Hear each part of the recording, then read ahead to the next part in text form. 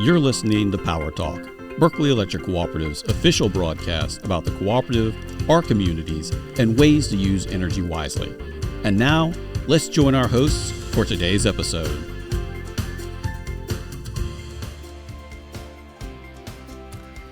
Well, this is Libby Roerig, Director of Marketing and Communications. You may be wondering where Micah is, and it's actually a really great story.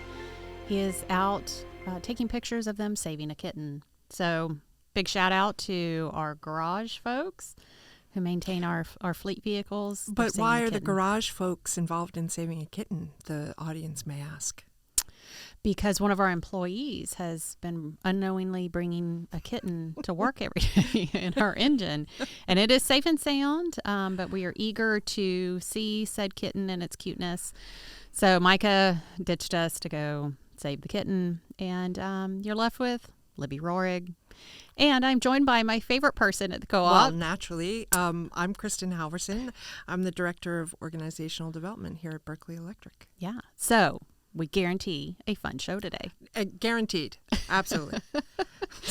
So, Kristen, to get us going, just share what your professional background is, what brought you to BEC. Sure. Well, it's been a long, strange road, my friends. I started. It all started. That's right. Isn't that how good stories are supposed to begin? I am actually originally from New Hampshire. I lived there almost my whole life until the last 10 years. And I was a high school English teacher in kind of rural. The best kind of high school English teacher. Right? I mean, come on, everybody's favorite. Everybody listening to this, acknowledge that your favorite high school teacher was your English teacher. Come on, right? So Kristen has tons of amazing, hilarious stories. But one of my favorites is your Halloween story about you were reading, was it Edgar Allan Poe? No, and you terrified your students. Oh, man, I'm going to have to tell them to listen to this this broadcast because, I thought it would be really cool to, first of all, I was dressed up as an elderly person in a way I would never do now, especially as a person who's older. I just want everyone to know that. And I was reading a scary / gross story, to my classes in honor of Halloween. And suddenly one of my students got up and left the classroom, and I kind of looked around. I said, "Did somebody just walk out?" And they said, "Well, yeah, Kate has a hard time, hearing or thinking about blood." And I said, "Oh, could maybe somebody go and check on her?" And the next thing that happened is we saw the nurse running past the classroom door with a wheelchair. That's not good. That's not good. Gosh, she almost made it to the bathroom and fell forward and hit her lip and split her lip open. And the beauty of it is that I felt so bad. She was supposed to be playing in a tournament, and she was able to play, by the way. And but her mom brought me flowers, and then all my teacher friends were like, "How do you manage that? You get put her daughter in a wheelchair." And somehow I came away with flowers, but it was only because I was so distraught over what had happened. Yeah, this, our friends, is the power of storytelling, I say, and also my absolute ability to ruin any good thing. And anybody who knows me knows Halloween is my favorite. So bring me to any party. I will send one of your guests away in a wheelchair. That's an offer I'm willing to put out to the community. Anyone, I might charge a small fee, but invite me to your party, see what happens. That should be my tagline. I need a separate business card. Invite me to your party, see what happens. Yeah. But we digress. You think? Just a little bit. But come on, let's face it. This is much more interesting than anything I might have to say. I'm very sorry. I'm warning you all right now. This is the height. We've peaked. I don't know. All right, I'll come up with something else good at the end, so you'll all feel, Yeah, they gotta wait till the end. Oh, right. Yeah. No, it's going to get much better. Stay tuned. Much, much better. Okay. So, professional background. You moved here 10 years ago, taught English. I taught English for 21 years in the high school. 1 year of that was at Berkeley. No, pardon me. Beaufort? Take it back. Beaufort. Boy, good memory. Yes, Beaufort High School. Soak in every detail you share. That's Kristen. right. And I did not stop teaching because of my last year at Beaufort. It was actually a wonderful experience. But after that, life led me back to New Hampshire, and I decided that it was time for me to step away from. Decided it was cold there. Well, first I tried. I stepped out of high school, and I started to work as an education coordinator for Dartmouth Hitchcock Medical Center, and that department that I was in was sort of bought up by a large company, Conifer Revenue Management Division, and I worked for them for a number of years. And then, my sister lives in Savannah, and I would go to visit her, and I'd think, why am I living in this frozen wasteland? Why? Why? No offense, people in New Hampshire. No, absolutely, total offense. Why are you living in a frozen wasteland? Do what I did. No, so... we don't have any more room, Kristen. Don't invite them down. Berkeley Electric is happy to have you. No, but... I came down and I started working for the College of Charleston. Loved working there. I'm not used to that kind of commute though, living in rural New Hampshire. It was, trying to get onto the peninsula every day. It just sort of ground me down, and I glanced around and I saw this position open. I thought, oh, I got to learn more about a cooperative. And once I found out what a wonderful thing cooperatives are. I can't believe I didn't know more, but New Hampshire only has one electrical cooperative. Yeah. And I hadn't run across one. So the minute I learned about that, I felt really good about coming to work here, and I applied, and the rest is history. And we're lucky to have you. I'm blessed to be here, so it worked out well.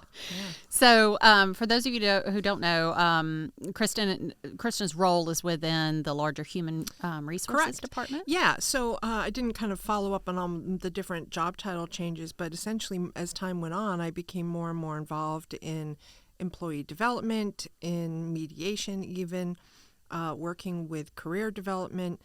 And so my current trainers and I are sort of a subsection of human resources, the life of every party. See, I told you. Invite me to your party, see what happens. I don't know. We have an ongoing debate about whose department is better, the HR department not a debate, or the PR department. So, but it's not a debate. Kristen likes to think we take it too far. Is such a thing possible?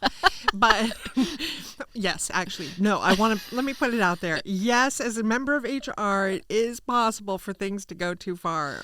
So I take that back.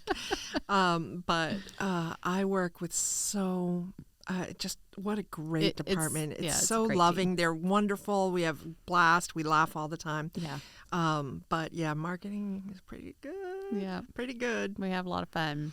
Yeah. Well, so why is it important for our members to invest in Berkeley Electric's employees? Because that's essentially what you're doing by developing these That's right. folks. Yeah. It's actually one of the best investments you can make. All the training, in order for people to be able to do any job well, there's a growth period and a training period, and there's a lot of time and energy and, frankly, expense that goes into getting people to a place where they're able to do, we have people here who work with a lot of complicated equipment and machinery and programs and applications. And just on the very, business model way to look at it, it makes a lot of sense to make sure that we develop our people effectively, safely, appropriately, so that we don't have people getting hurt, so that we have people who continue to grow, that we don't lose institutional knowledge.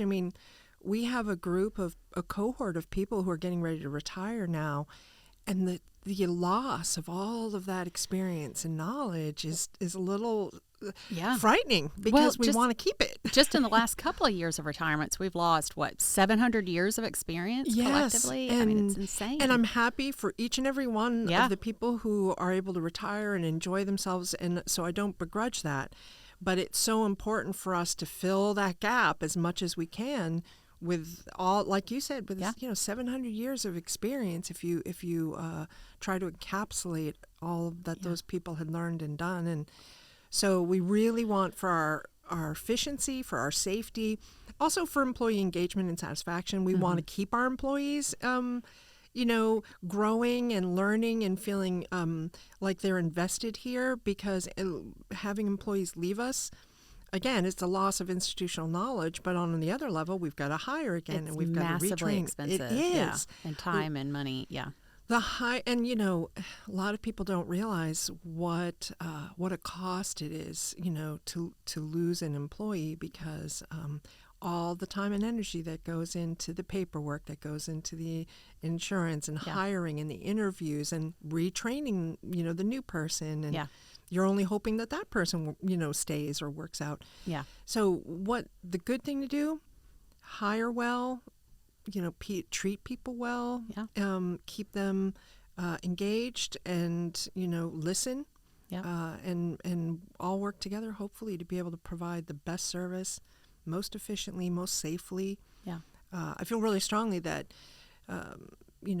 employee training and development, engagement is, at the heart of, having an effective and positive workplace. We just spend so much time at our jobs that, fundamentally, wouldn't you like to be not unhappy? Well, there's the engaged? statistics on how much better the productivity is from employees who are happy is astonishing. Yeah. Productivity, and not just productivity, but, how effectively people work, and the accuracy with which they work improves exponentially the higher morale is. Sure.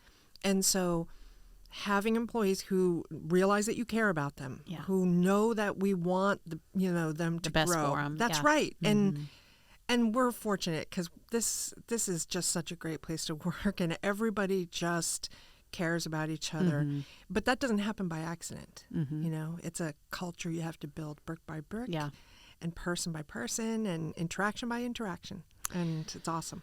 Yeah, and we'll talk maybe a little bit more about this if we have time later in the show, but we have a wide range of jobs at the co-op. Yes. We have lots of entry-level jobs that with a high school diploma or equivalency, you can start a great career. It's actually amazing, and I do want to be aware that it's something we can talk about later too, but I do want to throw out there that we have an astonishing array from finance to engineering to being a lineman, to working with CAD, to working in HR, to working with member services and answering phones. And it's actually, of all the places I've worked, there's a larger variety of opportunities here than any place I have ever worked. Yeah. So it's really exciting. But what I love about especially our entry-level folks, we have the college tuition reimbursement program. Oh, yes. But we also do a lot in-house. If someone has a need that they're interested in from your department, they can just come and say, I'd like to learn Spanish, or I'd like to improve my public speaking, or, this is my goal for my career. Can you help me break down the steps to getting there? That's my if I had to say what the favorite, aspect of my job is, it is sitting down with somebody and saying, who do you want to be? What do you want to become? Who do you want to become? And it doesn't have to be, I want to learn this program. It can be, I want to be a more confident individual. I mean, are we going to argue that wouldn't help anyone in their career, right? So I sit down, and like you said, I've had requests for things like Spanish. I've had requests for photography, how to write a business letter, how to deal with people who are upset, and we can help people grow in all of those ways, and then more formal ways. We look at LinkedIn. We have licenses for LinkedIn Learning. The tuition reimbursement. I mean, am I okay to talk about that right now? Oh, yeah. Oh, boy, I will tell you. I've worked in 2 public schools. I worked for a college, and listen, I'm not saying a single bad thing about any of those places, but none of the tuition reimbursement touches what we have here. Yeah. After you've been here for 6 months, you can come to talk to me, and we will, if somebody wants to take college courses or to work toward a degree, as long as it serves Berkeley Electric's members, Mm-hmm. then So I can't learn how to be an astronaut or something. hotel hospitality, no, unfortunately. We'll conquer the moon one day, and then, yes, we can. There'll be BEC, like balls rolling around on the moon, and we're all good. But, we have an incredible tuition reimbursement program here that touches, that's far and away exceeds, covers the College of Charleston and the Citadel in terms of, what the cost of the classes are. But most importantly, the absolute support. I have not seen a supervisor yet who hasn't encouraged their employee to say, yes, go learn more, grow. Yeah. And even if it means that you're going to leave my department, we want people to become the best version of themselves, whatever that means to them. Yeah. Now, I will say that my wonderful employee, Peyton Dress, has started her MBA, and I only allowed her to do that on the promise she would never leave our department. Darn it! I can't use that line anymore. But yeah, it's a peaky promise. For all those listening and watching, I will say that I don't think you could drag Peyton out of your department because she loves it so much. So I think that wasn't really a worry. Well, we have a bigger topic that we want to share with our listeners today, but I did want to brag on Kristen that she has an impeccable record with employees who have come to her and asked for help with interview prep, because BEC employees are more than welcome to apply. We often actually open it to employees first if there's a position that's come open at the co-op that anybody can apply if they're interested. And so I think it's so important for people to know Berkeley Electric is committed to growing our people internally as much as possible and to hiring internally whenever that is in the best interest of our members and the company. And, when we know there's a position that's going to be open, people will come and I'll say, let's get you where you need to be. If they haven't taken all of the courses that they need, or if they haven't had all the experiences, we can set up job shadowing. We can set up classes. We can set up I review resumes with people. I'm happy to help them update their resumes because we still expect them to go through that process of applying just like everyone else. And then I go through interview prep with them and talk them through how to feel comfortable and confident when they're in their interviews. And I have had significant success. That is true, but I won't take what I will say is this: the people who take the opportunity to come to talk to me and get the help and really think through the process are sort of stacking the deck in their own favor anyway. So there's a correlation, not a causation. I would say that I hate to say it, but that's probably true. As much as I would like to take the credit myself for the success of the people who come to see me, it's pretty much the fact that these are people who are committed to presenting their best themselves, selves. to the best of their ability. And it's been fantastic to see all the opportunities here for people to grow within the company, and it's exciting. It's really great. Well, if you've just tuned in with us, I am Libby Roerig, Director of Marketing and Communications, and I'm joined by Kristen Halverson, Director of Organizational Development.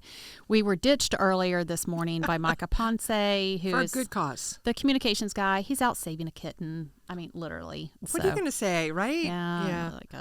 I'm having to figure out how to work this media board on my own. You've done beautifully. Well, it's 2 buttons so far. There's much opportunity for this to fall apart. We'll look forward to it. So the reason we've invited Kristen here today is last year was our first year that we participated in the Best Places to Work in South Carolina program. And we learned a lot, but Kristen, kick us off by just explaining what's the value of participating in this program. I'm really happy to do that because it might seem from outside as though it's an opportunity to sell your company or, to be ego sort of driven. And sure, we want people to know what a great place we are to work and what a wonderful company this is. But most of all, the biggest service it provided for us was insight into our own employees. Mm-hmm.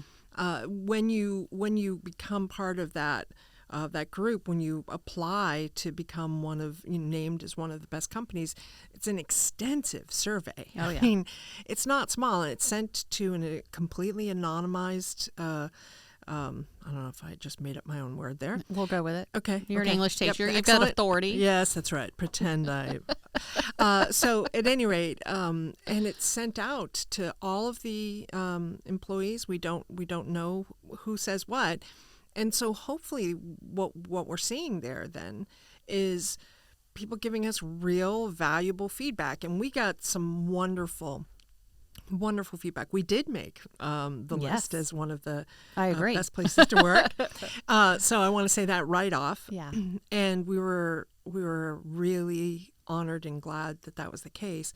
But even more valuable to us was that we learned the wonderful things. I mean, people said, "Oh man, it made my heart so happy." People talked over and over again about that this is a family, that people treat each other like family here, and that we care about each other. And when somebody is struggling or their family has a need, then everybody pulls together. And I've never worked at a place where that's more true. It's wonderful. It's absolutely heartwarming, to work in a place where that's so true. Yeah. And we also learned, that people. Overwhelmingly, the highest score we got on any item actually was that people feel that their direct supervisors care about them as a person. And wow. I mean, where are you going to, I don't even know what to say. That's such a wonderful outcome. Yeah. To hear that people here believe that the people that, they directly report to care about them. Mm-hmm. There's so many places that would pay big money to be able to say that. And so I feel really blessed. But on the other side, and this is where the real value comes in, we love to hear the good that we're doing and to reinforce that. We also learned some things we need to, we want to improve. And some of the feedback was from those newer employees, and we're going to see more and more as people retire. So it's really good to get that feedback from new employees that they'd like to see have access to, sick days sooner because, if they have kids. Yeah. And I know that that's pertinent to you, isn't it? Oh, yeah. Yeah. Yeah. And, some of these areas that we'd like to improve are already being baked into our strategic goals for the coming year. But, the changes we've already made, implementing flexible schedules. Yes. We got feedback from people, hey, after we returned from COVID, people realized that they were able, with working from home, to provide additional support, to their family and what have you. And a lot of people didn't want to lose all of that. And at the same time, though, we had to look at how can we best serve our members. And so we instituted flex time so that people can work longer hours, a few days a week, and shorter hours or only work 4 days a week, but get all those hours in. And then that allows people to use that additional time, or not really additional time, but that saved time, if you will, for their own lives, for good, work-life balance, for being with their families. And people really appreciated that. They really responded to that. And for member services, that expands the window of time. That's because exactly we've got right. some folks starting at 7, some folks work until 6, and we can take calls longer during that window. So not only has it improved employees, it's been better for members. Helped members. For HR as well. Yeah. We now have people who come in an hour or two earlier than they used to, and we have people who are expanding their day on the other end. Yeah. So we're more widely available to our employees. It actually turned out to be a win-win for everyone. As they say. it's such a great thing, and that's all being responsive to employee feedback.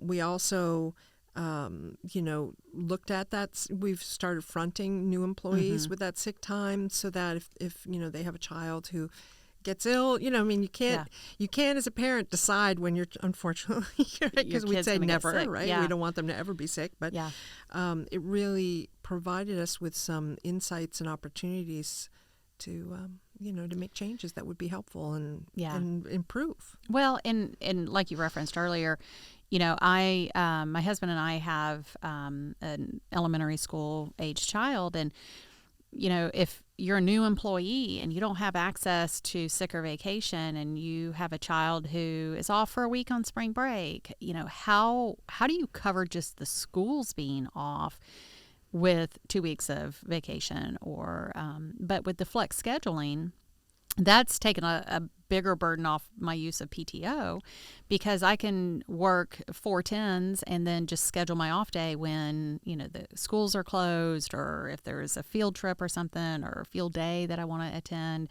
I have a little bit of control over when I work, and it takes less stress off that vacation time. And I really feel proud of Berkeley Electric, because that's a step. Anytime you step outside of how things have always been, there's stress that goes along with that. Yeah. But sort of that willingness to say, well, let's look at it, let's try it. And as you pointed out earlier, it ended up improving morale. Mm-hmm. It ended up improving the services we could provide to our members.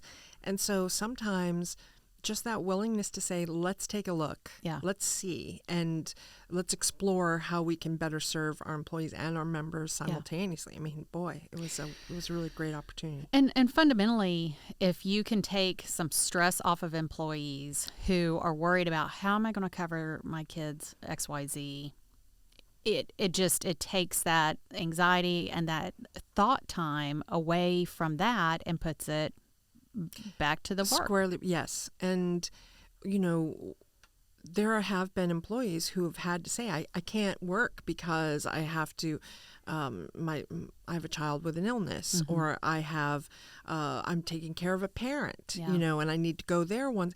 So this, instead of losing people that we would want to keep, this isn't going to fix everybody's situation. Mm-hmm. We can't do that. But what it does allow for is some flexibility, mm-hmm. And while maintaining accountability. Right. I mean, people still have to put their time in. Oh, it's just in different ways. But it just makes for a better home-life balance for people who need that flexibility. And yes. It's a really wonderful response. It's, again, that in part came out of that survey. Yeah. Well, we have just a few minutes left. Sadness. As with Kristen, time flies when you're having fun. So quickly, what's next for the Best Places survey? It's exciting. We just had to submit. So, part of what we do is we have to report into them, how many employees do we have, in state, and there's a lot of questions that go, and we have to provide emails and what have you so they can be contacted. And we approve the amount of questions that they're going to ask. Mm-hmm. We could add more if we wanted, but it's already a lengthy survey. So we decided not to do that to our people. And then they're going to be, in about a month, sending out that survey again. The time has already come. Yeah. And we are looking for more of our employees to participate. Because it's anonymous, we can't follow up with people, but we've really done our best to explain to employees how we use that information, that we really wanted to take what they had to say and make this place a better, more responsive place to work. So I think we're going to really hit it out of the park this year. I think we're going to get an extraordinary response rate. I'm excited. Yeah, and it's a great listening tool. Yes. I know Mike has said this since his first day at the co-op. We don't know something's a problem unless you let us know. That's it, and I think that sometimes people are afraid mm-hmm. to say when they think things aren't going the way they want, and we can only show them through our behavior that what we want is to know. We might not be able to fix it. We might, within the scope of what we're able to do. Mm-hmm. I believe with my whole heart that this company, this board, the CEO, the staff are dedicated to doing the best that they can within the scope of what's possible. Definitely. Well, Kristen, thank you so much. Kristen and I believe that Berkeley Electric's a great place to work, it just was confirmed, scientifically by the Best Places to Work in South Carolina. That's survey. Right. And we hope, to be able to engage more with the community. And if you see a job opening here, jump on it, because it's a wonderful place to be. Well, and that's it for this edition of Power Talk. Thank you for tuning in. And if you enjoyed this episode, please check out our YouTube channel. And you can also catch up with past episodes on all the popular streaming platforms. And until next time. Yes, thank you.